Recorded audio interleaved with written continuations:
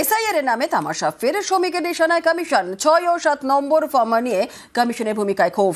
জ্ঞানেশ কুমারকে এসআইআর সরজমিনে রাজ্যে আসার দাবি বিজেপির রাজ্য সভাপতির।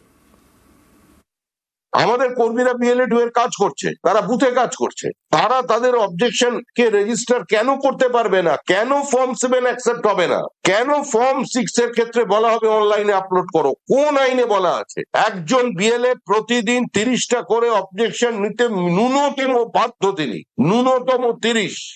এটা আইন, এটা চলতে পারে না। যদি বিএলওরা এ কথা বলেন তো স্বাভাবিকভাবেই আমরা এখানে ইসিআর কাছে আমাদের কমপ্লেইন জানাবো। এটা এসআইআর প্রক্রিয়া চলছে না, তামাশা চলছে। নির্বাচন কমিশন কি করছে? আমরা তো বলছি জ্ঞানেশ কুমারকে কলকাতায় আসতে, তিনি এসে দেখুন এখানে কি চলেছে এসআইআর এর নাম। রাজ্যে নিপা ভাইরাসে সংক্রমিত 2 নার্স, একজন পূর্ব বর্ধমান আর আরেকজন পূর্ব মেদিনীপুরের বাসিন্দা।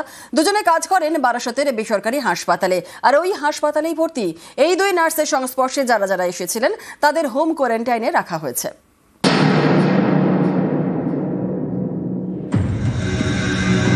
বারাসতের বেসরকারি হাসপাতালে 2 নার্স নিপা ভাইরাসে আক্রান্ত হয়ে ভর্তি ওই হাসপাতালে।